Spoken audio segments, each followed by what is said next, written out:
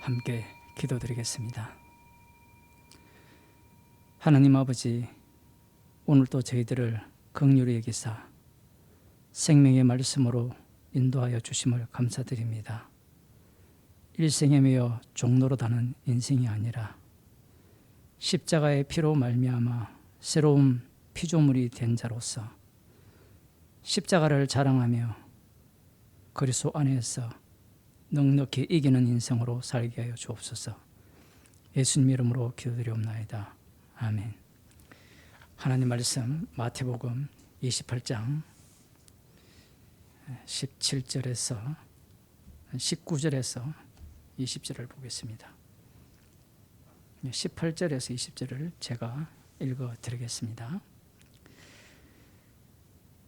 예수께서 나와 일러 가라사대 하늘과 땅의 모든 권세를 내게 주셨으니 그러므로 너희는 가서 모든 족속으로 제자를 삼아 아버지와 아들과 성령의 이름으로 세례를 주고 내가 너희에게 분부한 모든 것을 가르쳐 지키게 하라.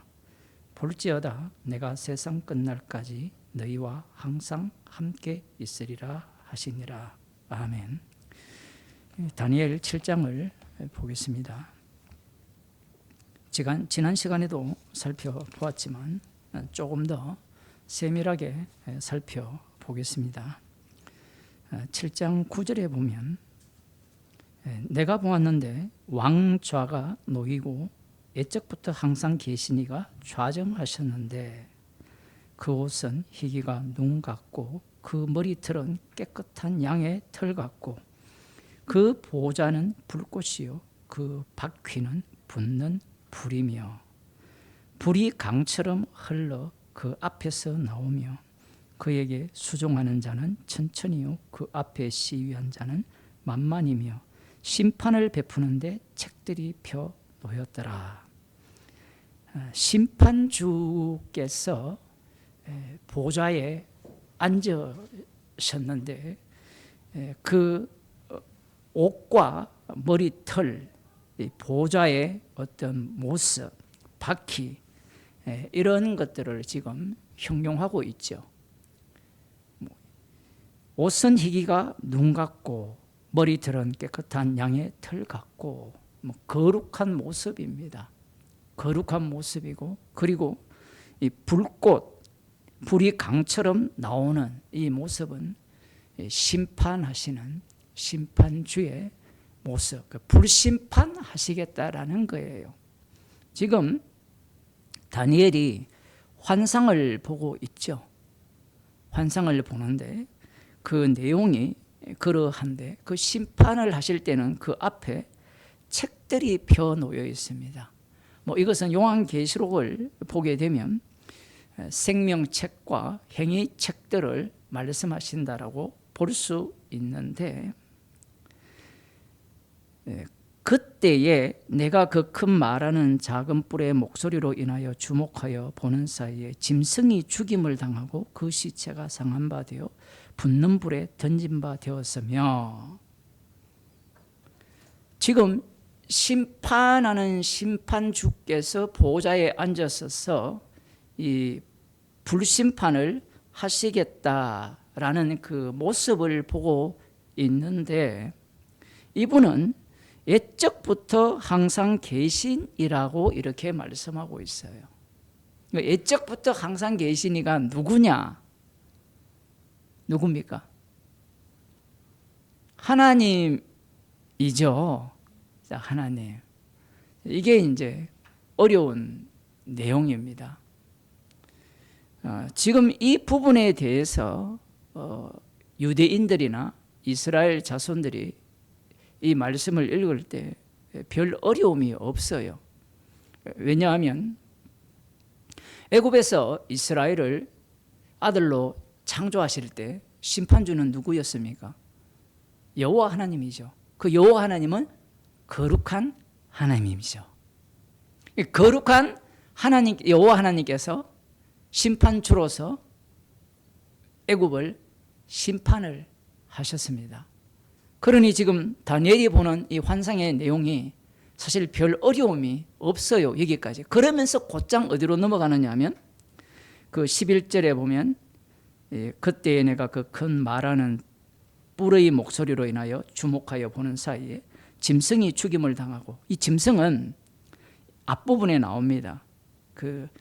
이 3절을 보면 큰 짐승 넷이 바다에서 나왔는데, 7장 3절, 그 모양이 각각 다르니 첫째는 사자와 같은데 독수리의 날개가 있더니 내가 볼 사이에 그 날개가 뽑혔고, 그 둘째 짐승, 셋째 짐승, 넷째 짐승까지 바다에서 나왔어요. 바다에서 나온 이 짐승, 그 짐승이니까 그 바다는 무엇을 말씀하고 있느냐 하면 짐승의 세계를 배출하는 세계죠. 이 짐승들은 결국에 원천이 어디예요? 여기에서는 바다에서 나오지만 요한계시록에 가면 하늘에서 싸움이 있어서 내어 쫓기는 용이죠. 그 짐승의 세계, 짐승. 그것을 지금 말씀하고 있는데, 이 짐승은 누구냐라고 하면 앞부분에 이 바벨론, 그 다음 또 누가 나오죠? 페르시아, 그 다음 헬라 마케도니아, 로마 제국을 말씀하고 있습니다. 그 느부갓네살 왕이 꾼 꿈이 있잖아요. 금, 은, 동철, 그리고 철과 진흙이 섞인 그 모습이 짐승이라는 거예요. 그런데 이 짐승이 이 불에 던진 바 되었다라고 하죠. 짐승을 불에 던져버리면 짐승은 끝나야 되잖아요. 심판했으니까 끝나야 되는데, 여기에 보면 그 남은 모든 짐승은 그 권세를 빼앗겼으나 그 생명은 보존되어 정한 시기가 이르기를 기다리게 되었더라, 이렇게 말씀하고 있어요. 앞서 분명 그 시체가 상한 바 되어 짐승이 죽임을 당했고 불에 던졌는데 남은 짐승이 또 있다라는 거예요. 무슨 이런 심판을 합니까? 한 번 심판하면 불심판에서 끝내버려야 되는데, 짐승을 불심판했는데 남은 짐승이 계속해서 보존되어 정한 시기가 이르기를 기다리게 되었더라. 이건 우리들이 간단하게 생각할 수 있잖아요. 십자가로 승리를 하셨는데 남은 짐승이 있죠. 근데 그 남은 짐승은 이미, 여기는 지금 생명이 보존되었다라고 하잖아요. 그러니까 생명이 보존되었으니까 마귀가 어떻게 활동을 한다라는 거예요.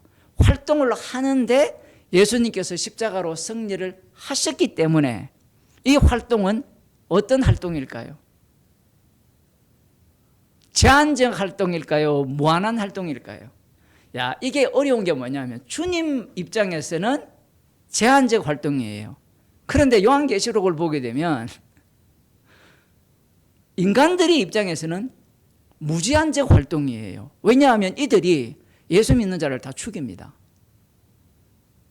그것을 제한적 활동이라 하는데, 지금 여기에 넘어가기 전에 여호와 하나님께서, 예적부터 계신 하나님께서 불심판을 하시는구나, 그 불심판은 두 단계를 거치면서 계획하고 계시는구나 라는 것을 알 수 있잖아요. 그런데 그 다음 나오는 게 뭐냐면, 내가 또 밤 이산 중에 보았는데 인자 같은 이가 하늘 구름을 타고 와서 옛적부터 항상 계신 자에게 나와 그 앞에 인도되매, 이렇게 되어 있거든요. 그 인자 같은 이가 구름을 타고 오는데 옛적부터 항상 계신 이에게 그 앞에 인도가 된다라는 거예요.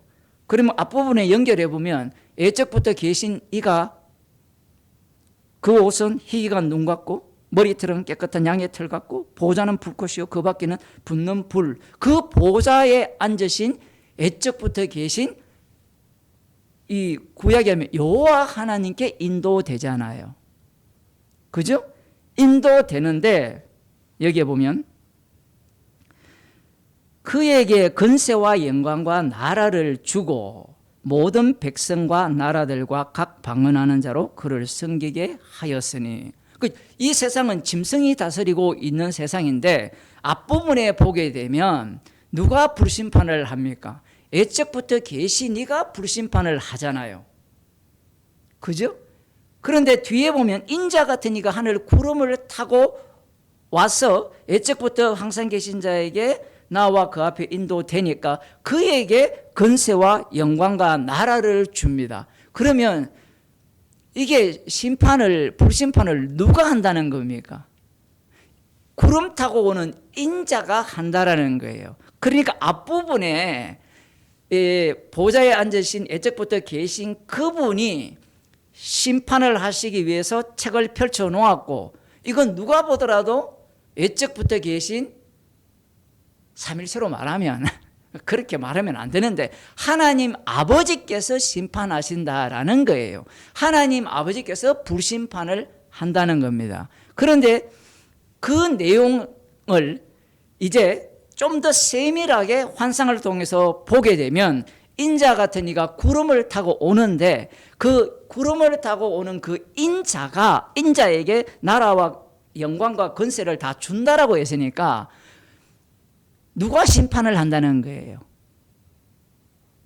권세를 가진 누가? 구름 타고 오시는 인자가 한다는 거예요. 자, 그러면 이 말씀이 왜 이렇게 어려우냐 하면 유대인들 입장에서는 다윗 언약이 있죠. 사무엘하 7장에 나오는 그 다윗 언약에서 다윗의 후손을 통하여서 영원히 세우는 그 나라는 이 땅에 이루어지잖아요. 그러면 다윗 왕이 전쟁을 통하여서 평안을 갖고 왔죠. 다윗 왕이. 그러면 지금 실제 짐승의 나라들은 군사력을 갖고 있는 나라잖아요. 그 군사력을 가진 그 나라를 불사르려면 어떤 방식을 취할까요? 전쟁의 방식이죠. 지금 요수아를 보게 되면 약속의 땅에 들어가서 군사력으로 그들을 진멸하고 그 다음 어떻게 합니까? 불사르잖아요. 그러니까 지금 이 말씀이 이스라엘 자손들이 짐승이라는 그 나라, 바벨론이라는 실질적인 이 나라, 지상의 나라에 의해서 예루살렘이 불살라졌잖아요. 하나님이 짐승을 통해서 불살랐잖아요. 그러면 하나님께서 보좌에 앉으신 하나님께서 이 짐승을 불사른다고 하면 직접 불사를까요? 아니면 다윗처럼 그 다윗 왕을 세워서 전쟁을 해서 불사르겠습니까? 전쟁을 해서 불사르겠죠. 그럼 인자 같은 이가 구름 타고 온다라고 할 때 이것을 어떻게 해석하겠느냐라는 거예요. 우리들이야 예수님이 재림할 때 구름 타고 온다고 했으니까 그렇게 해석을 할 수 있잖아요. 그런데 그 과정으로 가기 전에 유대인들은 이 다니엘서를 모르느냐는 거예요. 알고 있죠. 그러면 이들은 이런 본문을 해석할 때 철저하게 어디에 바탕을 두느냐면 다윗 언약이죠. 사실 이것도 다윗 언약인데 그 7장에 나오는 그 다윗 언약, 다윗의 등불이라는 이 지상에 세워지는 하나님의 나라, 그 천국을 소망하고 있기 때문에 구름 타고 오는 인자는 하나의 비유일 거다라고 해석하는 겁니다. 왜냐하면 계속해서 비유적으로 말씀을 많이 하시기 때문에 그래요. 짐승도 비유잖아요. 진짜 짐승입니까? 아니, 그 느부갓네살 왕이 짐승이에요? 개입니까? 그 사람이 사자입니까? 아니죠. 그런데 그 비유가 뭐가 되느냐면 실제가 돼요. 하나님 보시기에는 진짜 짐승이에요. 그런데 성경을 읽는 자들은 비유를 이야기하니까 비유로 보겠죠. 아, 인자 같은 이가 구름 타고 온다고 하니까 이분이 다윗의 자손으로 오시는 그 메시아가 아닐까. 그러면 그 메시아가 온다면 하나님이 직접 심판하는 게 아니라 이 메시아를 통하여서 다윗의 자손으로 오시는 그분을 통하여서 이 짐승의 나라 로마 제국이죠. 마지막에 나타났으니까 그 로마 제국을 심판하고 그리고 예루살렘에 성전이 에스겔 성전이 세워져야 되니까 성전이 세워지고 그렇게 되려면 이 헤롯 성전은 어떻게 돼야 돼요? 불살라지고 그러면서 모든 나라들의 권세와 영광을 이 다윗의 자손으로 오시는 분이 갖게 되는 그러한 나라를 기다린 겁니다. 그런데 예수님이 오셨잖아요. 예수님이 자신을 뭐라고 합니까? 인자라고 하죠.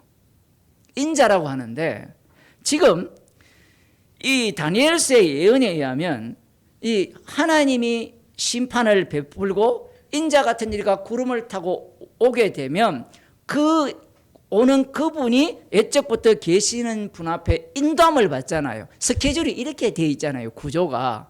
그러면 사람들이 이 성경을 읽을 때 말씀대로 읽을 거 아니에요. 그죠? 그러면 이 스케줄대로 진행이 되었느냐라는 거예요. 예수님이 오셨을 때 스케줄대로 진행이 안 됐죠. 그 사이에 뭐가 들어갑니까? 십자가 사건이 들어가죠. 그리고 십자가 사건이 들어갔을 때 그 다음은 어떤 문제가 발생을 하느냐 하면 지금 이 인자 같으니 예수님이 인자잖아요. 그 인자에게 심판하는 권세를 주십니다. 인자에게. 그러면 예수님이 이렇게 말씀하셨죠. 인자됨을 인하여 심판하는 권세를 내게 주셨다라고 할 때 그 인자는 구름 타고 오기 전에 먼저 어떤 일을 해야 됩니까? 자기 백성의 죄를 짊어지고 십자가에 못 박혀 죽으셔야 돼요. 십자가에 못 박혀 죽으신 그분이 인자잖아요. 그분이 심판하는 권세를 갖는다라는 겁니다. 여기에서 유대인들 입장에서는 어떤 문제가 발생하느냐 하면 죽었다가 살아나서 심판주가 된다는 것도 문제가 있고 더 중요한 것은 이 다니엘서를 보던가 구약 전체를 볼 때 하나님이 진짜 심판하는 경우는 없어요. 왕이 세워진 이후에는. 그전에는 직접 바로 왕을 심판하고 이렇게 하시는데 이제 다윗 언약 속으로 들어가게 되면 최종적으로 그 메시아가 오시게 되면 메시아가 심판을 하게 돼 있는데 그 메시아는 진짜 하나님이라고는 그들은 생각을 하지 않는다라는 겁니다. 왜냐하면 하나님은 어디에 계세요? 하늘에 계시거든요. 하늘에 계시고 하나님이 이 땅에서 일을 할 때는 천사를 통해 하시든지 아니면 자신의 사역자들을 통해서 하시잖아요.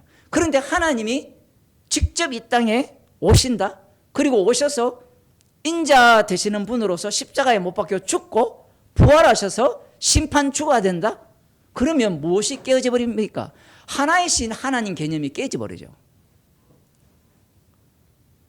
하나이신 하나님이 깨져 버립니다. 그리고 더 중요한 것은 하나님은 영원히 살아계신 하나님이잖아요. 이렇게 이야기하면 사람들이 뭐라는 거면 예수님은 성자잖아요. 성자는 하나님 아닙니까? 성자는 하나님 아니에요? 그 사람들이 자기가 그 말씀을 볼 때 자기가 이해하고 싶은 대로 이해를 하는 거예요. 성자도 하나님이에요. 하나님의 아들이 죽었다라는 것은 하나님이 죽는 하나님이라는 이야기예요. 이게 죽는 하나님의 죽으신 하나님의 아들의 아버지가 하나님이에요. 그러니까 하나님은 죽는 하나님입니다. 이런 하나님에 대해서 유대인들은 생각을 못하는 거예요. 상상을 못하는 겁니다. 그러니까 예수님을 믿을 수가 없어요. 예수님께서 이 다니엘서 이 7장에 나오는 이 예언을 그러면 성취를 하실 거 아니에요. 그러면 인자 같은 이가 구름을 타고 와서 옛적부터 항상 계신 이에게 인도되니까 그 다음 나오는 게 그에게 건세와 영광과 나라를 주잖아요. 그러면 지금 마태복음 28장에서 예수님이 구름을 타고 어디에? 옛적부터 계신 이한테 인도되었어요? 이 질문부터 해야 돼요. 하늘과 땅의 모든 권세를 내게 주셨다 했잖아요. 그러면 하늘과 땅의 모든 권세를 예수님이 받으셨다면 이 다니엘서 예언에 의하면 구름 타고 와서 옛적부터 계신 이에게 인도함을 받아야 되잖아요. 그러면 이 내용은 어떻게 설명이 되느냐 하면 예수님께서 부활하셔서 성천을 하시죠. 주의 우편의 자리에 오르시잖아요. 그러면 주의 우편의 자리에 오르신 거하고 구름 타고 와서 옛적부터 계신 이에게 인도되어서 건세와 나라와 모든 영광을 그에게 받는 것과 다르잖아요. 우리는 어떤 마음을 갖고 있느냐면 하나님의 말씀이기 때문에 하나님께서 논리적으로 합리적으로 이 신학자들이나 목사들이 항상 하는 말이 뭔가 하면 하나님이 인격적인 하나님이라는 거예요. 인격적인 하나님이기 때문에 우리에게 대화가 되게 말씀하신다는 겁니다. 대화가 되게 말씀 안 해요. 왜냐하면 인간 자체가 합리적이지 않기 때문에 그래요. 그 합리라는 것은 지중심이잖아요. 그러니 인간 쪽에서 하나님을 인격적인 하나님이고 하나님은 얼마든지 우리를 설득하시고 그 하나님께서 우리를 설득한다 하잖아요. 하여튼 저 남포 무슨 교회 하나님이 무슨 우리를 설득해요. 인간이 설득됩니까? 마귀의 종을 설득해요? 인간은 설득이 안 돼요. 설득 안 되니까 성령을 주시는 거예요. 성령을 주셔서 설득하는 게 아니고 성령을 주셨다는 자체는 너는 설득 안 되는 인간이다 이거예요.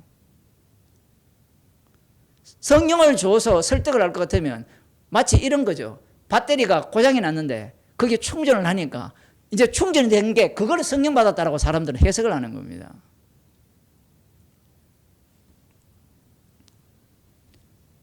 하늘과 땅의 모든 것을 예수님이 가졌었다고 받으셨다고 하실 때 이 말씀이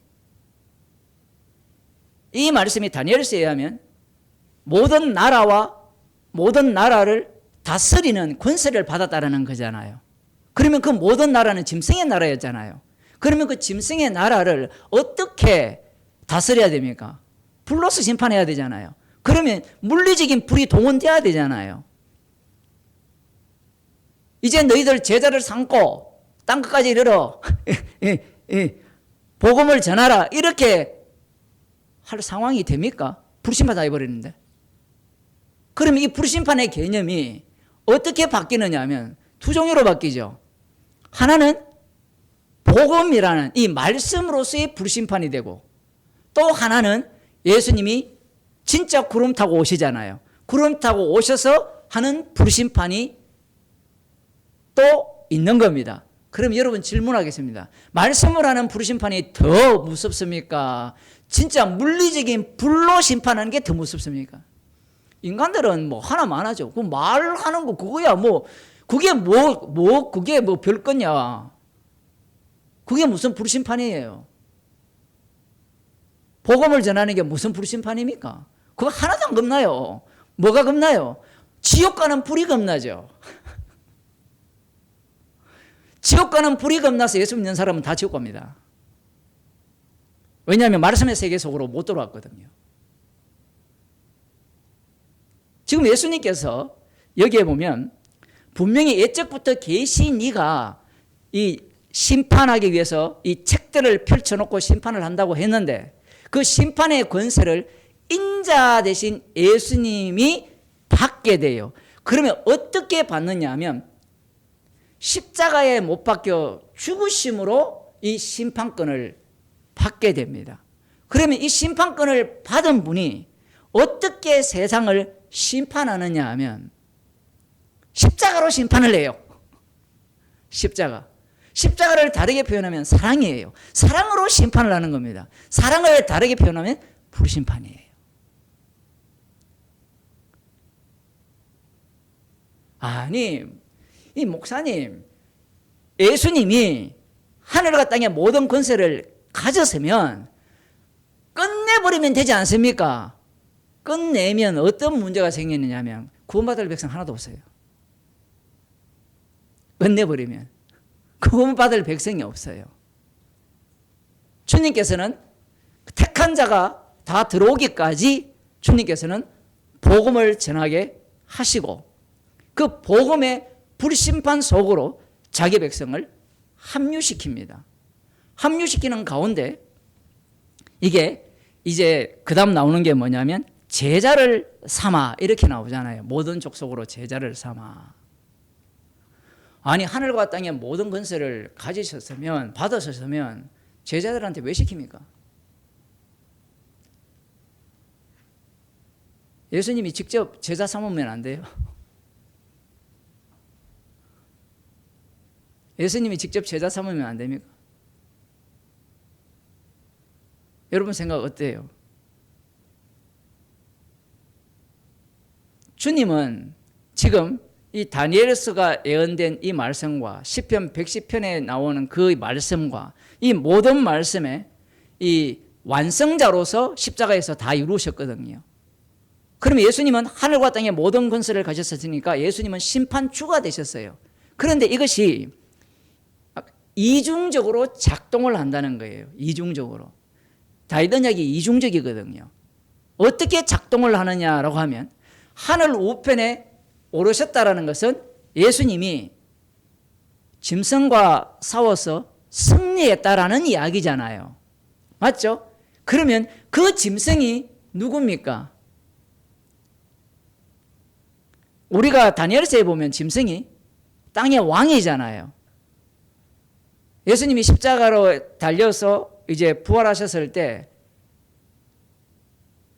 총독 빌라도에게 승리했습니까? 십자가로 승리했어요? 로마 왕자한테 승리했습니까? 안 했죠. 그러면 누구와 싸워서 승리한 거예요? 공중권세 잡은 자와 싸워서 십자가로 승리를 한 겁니다. 이게 되게 어려운 거예요. 공중권세 잡은 자와 싸워서 승리를 한 것이 이 다니엘에서는 그 짐승이 땅의 짐승이잖아요. 왕들이잖아요. 그 왕들의 배후에 누가 있느냐 하면 이 마귀가 있는 거예요. 사탄이 있는 겁니다. 그러니까 예수님은 십자가로 이 마귀와 싸워서 승리를 한 겁니다. 그래서 아까 다니엘서에 보면 짐승이 불에 던져든다 했잖아요. 그러면 그 짐승은 나라잖아요. 왕이잖아요. 왕을 불에 던진 게 아니라 사실 던진긴 던졌는데 인간의 눈에는 그게 던졌다고 안 보이죠. 트럼프도 불에 던진 거고 다 던졌는데 실질적으로는 누구와 싸워서 승리한 거예요? 마귀와 싸워서 승리했죠. 그러면 다니엘서에 하면 불심판이 이중적이잖아요. 그러면 십자가로 승리했으니까 마귀는 끝났죠. 끝나서 그러면 그 무저갱 속으로 집어 던져졌습니까? 안 던져졌습니까? 우리가 보기에는 재림 때에 던져지잖아요. 마지막 심판을 그렇게 하시잖아요. 그런데 이 말씀의 입장에서는 이미 마귀와 싸워서 승리를 내기 때문에 마귀는 끝난 거예요. 그 끝났기 때문에 재림 때까지 마귀는 자기가 끝났다라는 것을 보여주는 기능을 하는 겁니다. 그 기능이 뭐냐 하면 예수 믿는 자를 핍박하고 죽이고 그들을 미혹하는 거예요. 그게 마귀가 끝났다라는 걸 보여주는 증거예요. 그래서 우리 사람들이 이렇게 생각을 하잖아요. 예수님께서 십자가로 승리하셨다면 마귀 권세가 이제 끝났잖아요. 끝나면 왜 세상이 이렇게 악하냐? 끝났기 때문에 악해요. 그러니까 그 사람은 뭘 오해하느냐 하면 복음을 전혀 몰라요. 복음을. 하늘과 땅의 모든 권세를 내게 주셨으니 라고 하니까 이 권세를 예수님이 받았고 이제 제자를 삼아라고 했으니까 지금 앞날이 안 나와 있잖아요. 그러면 이 말씀을 우리가 먼저 예수님한테 한번 적용해 보면 예수님께서 제자를 불렀죠. 제자를 삼았잖아요. 제자를 삼아서 천국 복음을 전하라고 그들에게 가르쳤고 실제로 보내셨잖아요. 그죠? 그러면 목사님 그때는 하늘과 땅의 모든 권세를 안 받았지 않습니까? 안 받았는데 받으신 그 입장에서 그 말씀을 하신 거예요. 이 사복음서가 왜 어려우냐 하면 죄 용서는 하나님의 능력으로 죄가 용서되는 게 아니에요. 십자가의 피로만 죄가 용서돼요. 그러면 십자가의 피로만 죄가 용서된다는 것은 예수님께서 죄를 사한다는 자체는 이미 십자가로 승리한 것이 인간이 갖고 있는 시간 개념은 저 미래잖아요. 아직 십자가 사건이 안 일어났으니까 그 미래가 이미 덮쳤다라는 이야기입니다. 예수님께서 이미 하늘과 땅의 모든 권세를 가진 입장에서 이제 마태복음 다른 관점에서 보는 거죠. 입장에서 제자들을 불러서 제자를 삼았잖아요. 어떻게 됐어요? 제자들을 보냈는데 어떻게 됐어요? 우리는 제자를 삼아 아버지와 아들과 성령의 이름으로 세례를 주고 내가 분부한 모든 것을 가르쳐 지키게 하라 하니까 참된 제자를 양성한다, 참된 제자를 키운다, 이렇게 생각을 하잖아요.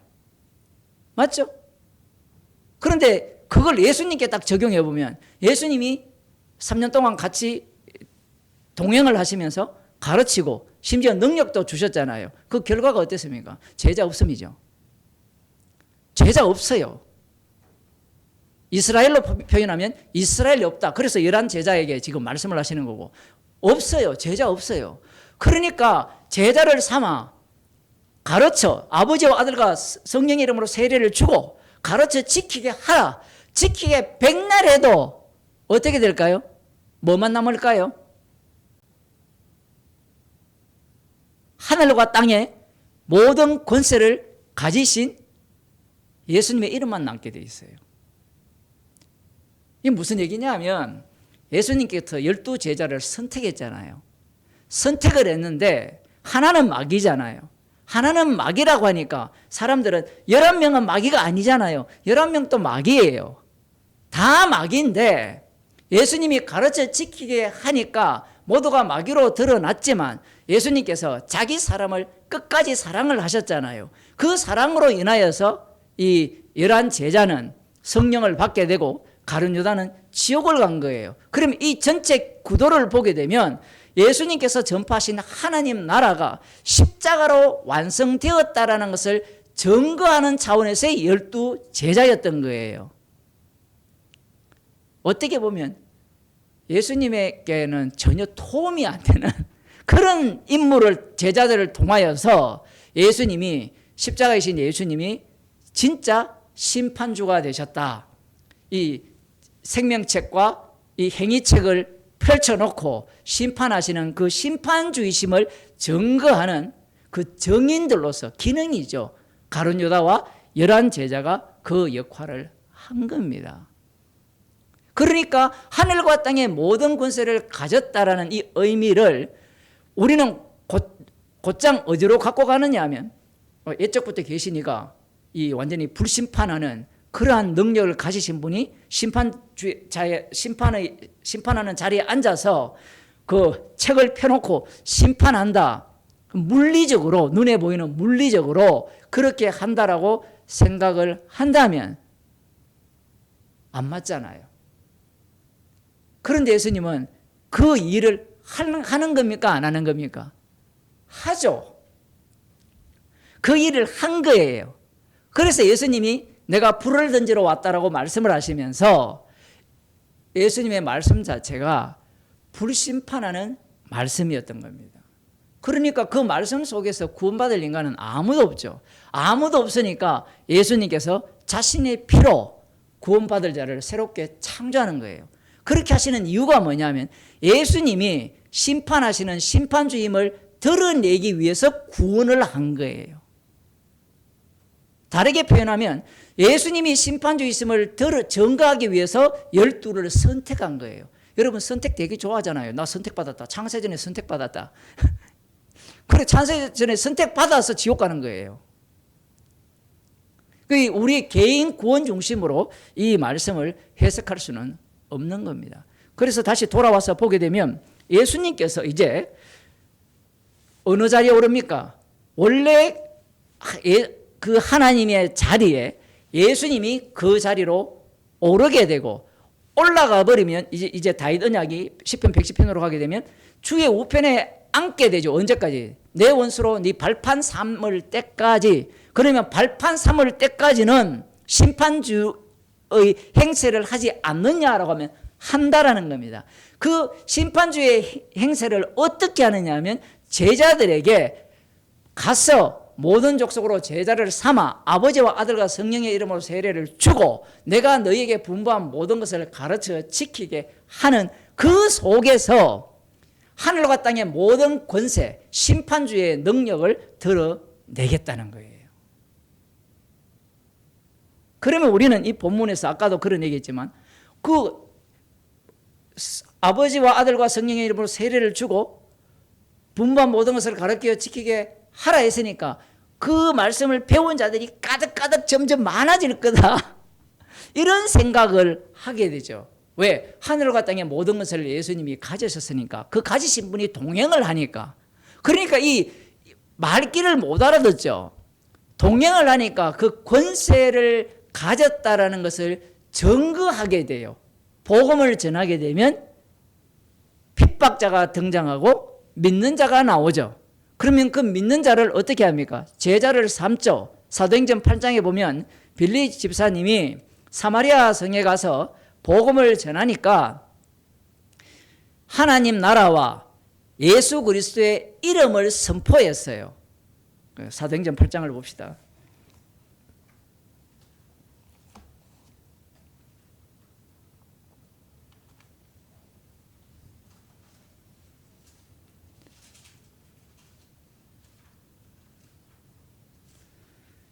스데반의 일로 인하여서 흩어진 사람들이 복음을 전하는데, 이 빌립 집사가 사마리아 성에 가서 복음을 전합니다. 그 전하는데 여기에 보면 빌립의 말도 듣고 행하는 표적도 보고 일심으로 그의 말하는 것을 쫓더라. 그러니까 말도 듣고 표적을 본 거예요. 지금 이 시절은 예수님이 행하시던 그 능력을 고스란히 행하는 시절입니다. 뭐 이후에도 마찬가지지만 이후에는 어떻게 바뀌느냐 하면 이 미혹하는 자들이 오히려 표적을 보여줘요. 똑같은 표적을 보여주는데 그것은 거짓 표적이죠. 참 표적이 똑같은 표적인데 하나는 십자가를 전가하고 하나는 신적 능력을 이야기한다 하는 거예요. 지금 빌립 집사는 십자가에서 주님이 공중권세 잡은 자와 승리를 하셨다. 그러면 공중권세 잡은 자와 승리하셨다는 것은 이 땅의 짐승, 이 땅의 왕들과도 싸워서 승리했다라는 이야기잖아요. 다니엘서에 의하면. 승리를 했는데 이게 승리가 진짜 승리냐 이게. 승리처럼 안 보이는 거예요. 그런데 지금 이 빌립이 복음을 전하면서 표적을 행하니까 사람들이 쫓아요. 많은 사람에게 붙었던 더러운 귀신들이 크게 소리를 지르며 나가고 또 많은 중풍병자와 안전뱅이가 나으니 그 성에 큰 기쁨이 있더라. 이거는 뭐 당연한 일이잖아요. 그런데 이렇게 행해지는 것을 갖고 지금 예수님과 똑같이 빌립 집사도 복음을 전했어요. 예수님 자신을 증거했잖아요. 그 십자가를 증거한 겁니다. 그러면 여러분이 뭐가 귀에 들어올까요? 그 표적과 능력이 눈에 들어올까요? 아니면 그 전하는 복음이 귀에 들어올까요? 눈에 보이는 거죠. 어찌되었든 여기에 보면 9절에 그 성에 시몬이라 하는 사람이 7절 끝에 보면 8절에 그 성에 큰 기쁨이 있더라. 그 성에 시몬이라는 사람이 전부터 있어 마술을 행하여 사마리아 백성을 놀라게 하며 자칭 큰 자라 하니 낮은 사람부터 높은 사람까지 다 청종하여 가로되 이 사람은 크다 일컬음을 받는 하나님의 능력이라 하더라. 오랫동안 그 마술에 놀랐으므로 저희가 청종하더니 빌립이 하나님 나라와 및 예수 그리스도의 이름에 관하여 전도함을 저희가 믿고 남녀가 다 세례를 받으니 시몬도 믿고 세례를 받은 후에 전심으로 빌립을 따라다니며 그 나타나는 표적과 큰 능력을 보고 놀라니라. 지금 빌립 집사가 전하는 이 복음의 전파 모습은 어떤 모습이에요? 다니엘서에 의하면 심판하시는 심판주, 불심판하시는 심판주의 모습이에요. 이게 지금 교차가 돼야 돼요. 이게 교차가 안 되면 여러분이 어떤 문제가 발생하느냐 하면 죽어서 심판받겠지. 그거 없어요.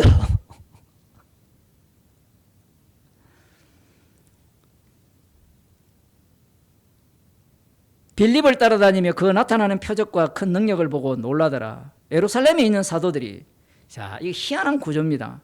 이미 이들이 다 세례를 받았어요. 믿고 세례를 받았어요. 그러면 마태복음 28장에 하면 제자를 삼고 그 다음 뭐예요?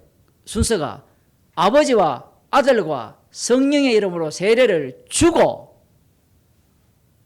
빌립 집사가 지금 사마리아 성에 며칠 복음 전했어요? 여러분 제자 훈련 며칠 해야 돼요? 최소한 한 1주 정도는 해야 되잖아요. 잠시 한 5분 만에 제자를 삼는 경우도 있어요.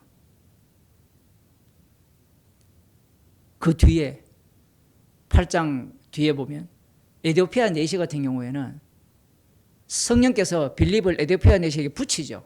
그래서 이사야서 말씀이 누구를 가리킴이냐 물었어요. 그러니까 예수님을 가리켰다라고 하니까 곧장 어떻게 합니까? 누가 세례를 받고자 해요. 물 있는 곳 세례를 내시가 말하되 보라 물이 있으니 내가 세례를 받으면 무슨 그리낌이 있느냐. 자기가 세례를 받겠다는 거예요. 세례를 주고 하니까 나 세례 받고 싶어요 해서 세례를 주는데 지금 제자를 언제 삼았어요? 순식간에 제자를 삼았죠. 그러니까 말씀 자체는 말씀하신 분이 이루는 거예요. 우리가 이 말씀을 보고 제자를 삼아서 걔가 제대로 학습 문답하고 세례 문답해가지고 아버지 아들과 성령의 이름으로 세례를 주고 그 다음 단계가 뭐예요? 내가 분부한 모든 것을 가르쳐 지키게 하라. 순서가 어떻게 돼요? 차라리 분부한 것을 가르쳐 지키게 해가지고 그 다음 어떻게 세례를 아버지와 아들과 성령의 이름으로 세례를 주면 그게 제자야 이렇게 나와야 되는데 예수님의 말씀은 그런 논리를 안 펴니다. 자, 지금 이 빌립 집사를 통해서 복음이 전파되는 이 현장이 이 다니엘 7장에 나오는 옛적부터 계시니가 이 심판을 하는 이 생명책에 이 책이 펼쳐져 있는 그 심판의 그 상황이라는 것을 우리들이 알아야 돼요. 그 다음 봅시다. 그래서 그러면 믿고 세례를 받았으면 1번 성령을 받았다, 2번 못 받았다. 야, 이거 진짜 어렵죠? 어렵습니까? 안 어렵습니까? 왜 어려웠냐 하면 뒤에 에디오피아 내시가 세례를 받았잖아요. 성령 받았다는 얘기가 있어요, 없어요?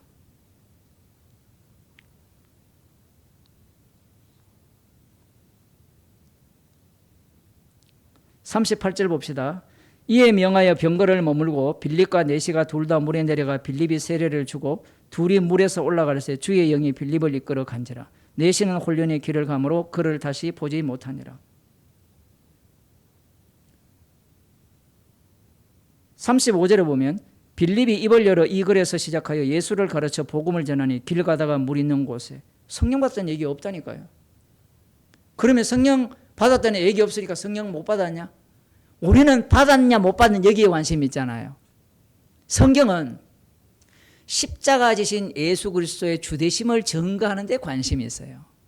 성령은 십자가를 증거하거든요. 자, 그런데 이 빌립 집사가 복음을 하니까 믿었어요. 세례받을 정도 같으면 얼마나 확신을 갖고 있겠어요. 그 세례를 줬는데 문제는 예루살렘에 있는 사도들이 사마리아도 하나님의 말씀을 받았담을 듣고 요한을 보내매 그들이 내려가서 저희를 위하여 성령 받기를 기도하니. 이 희한하죠. 성령 받기를 기도해 줍니다. 성령 안 받은지 어떻게 알았을까요?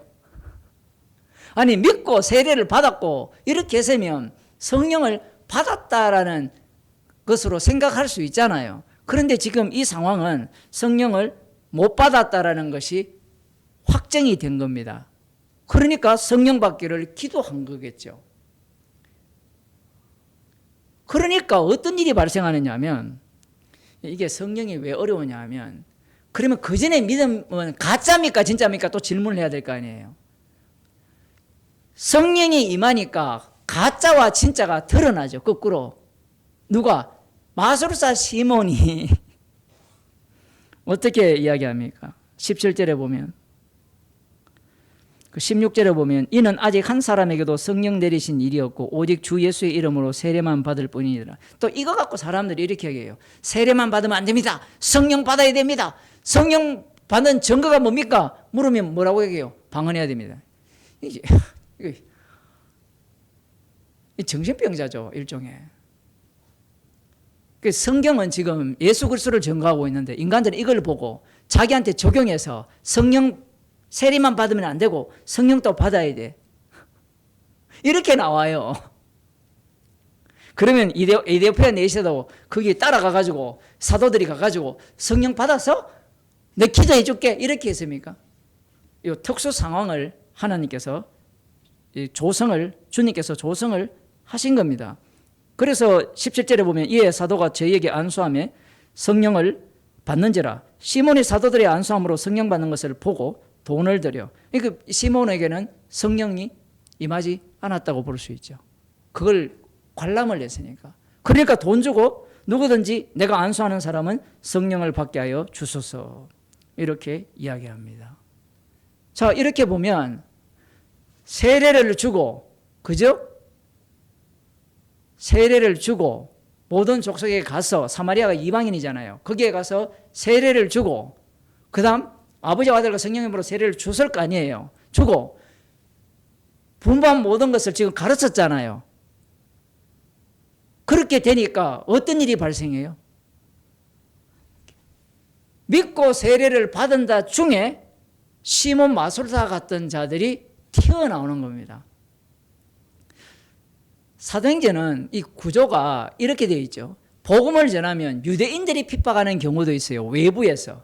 그런데 외부에서 핍박하는 것도 있지만 내부에서 아나니아와 사피라 같은 자들이 나오는 거예요. 이 사복음서에도 똑같습니다. 구조가. 처음에는 예수님과 제자들이 한 팀이 되잖아요. 처음 출발 마태복음을 보면 처음에는 한 팀이 되는데 이 16장 이후로 넘어가면 한 팀이 어떻게 돼요? 쪼개져요. 그 대표적인 경우가 마태복음 16장이잖아요. 신앙 고백 잘 해놓고 사탄이 일을 베드로가 하잖아요. 그 내용이 똑같이 반복이 되는 거예요. 그래서 지금 예수님의 말씀을 따라서 빌립 집사님이 복음을 전하니까 그 복음이 전파되는 가운데 예수님께서 말씀하신 제자를 삼아 아버지와 아들과 성령의 이름으로 세례를 주고 내가 너에게 분부한 모든 것을 가르쳐 지키게 하라. 세상 끝날까지 너희와 항상 함께 하리라 라고 하신 말씀이 이 전체 속에서 고스란히 적용되고 드러나는 겁니다. 그러니까 우리가 망상을 해서는 안 돼요. 이 마태복음 28장에 나오는 내용을. 그 말씀을 제가 아까 예수님이 제자를 불러가지고 제자를 삼아서 가르치고 천국 복음을 전파하는 일을 시켰잖아요. 사단이 떨어지는 것을 보게 하셨잖아요. 그 모든 것들이 그들을 구원하기 위함이 아니라는 이야기입니다.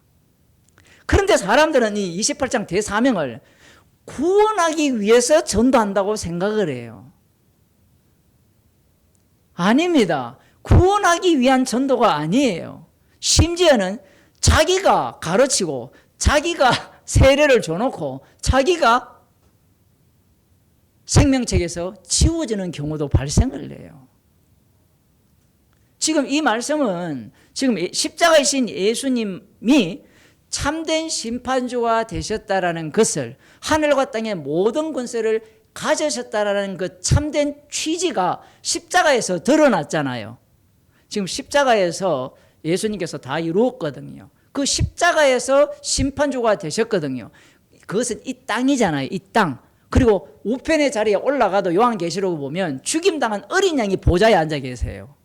죽임당한 어린 양이. 그러니까 이 땅에서의 그 십자가로 통치하는 그 주님이 새하늘과 새 땅에서도 똑같이 연속이 된다라는 이야기입니다.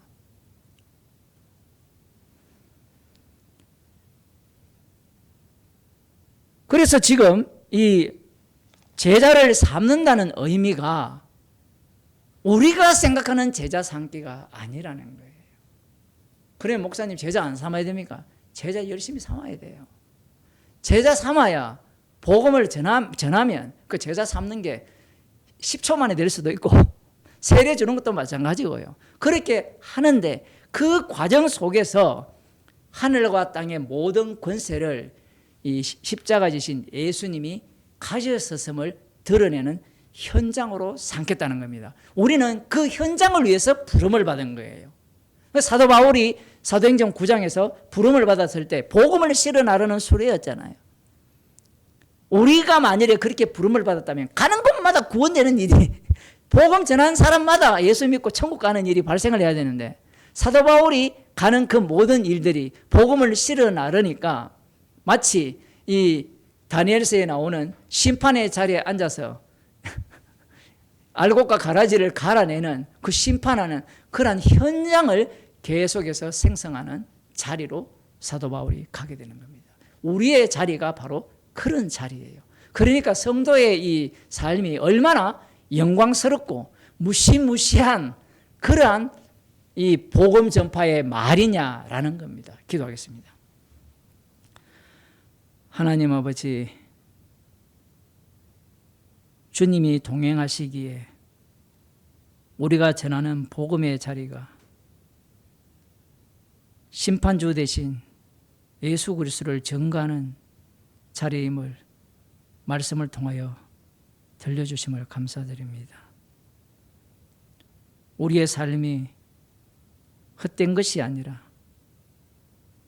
십자가 지신 예수 그리스도께서 심판주로서 실제로 행세하는 그 자리로 날마다 인도함을 받는 그러한 자리 성도임을 날마다 귀하게 여기고 십자가의 복음을 담대히 전가하며 자랑하는 주의 백성으로 살게 하여 주옵소서. 예수님 이름으로 기도드립니다. 아멘. 하늘에 계신 우리 아버지여, 이름이 거룩히 여김을 받으시오며 나라의 행하시오며 뜻이 하늘에서 이루어진 것 같이 땅에서 이루어지이다. 오늘날 우리에게 인육할 양식을 주옵시고 우리가 우리에게 죄진 자를 사하여 준 것 같이 우리 죄를 사하여 주옵시고 우리를 시험에 들게 하지 마옵시고 다만 악에서 구하옵소서. 대개 나라와 근세와 영광이 아버지께 영원히 사옵나이다.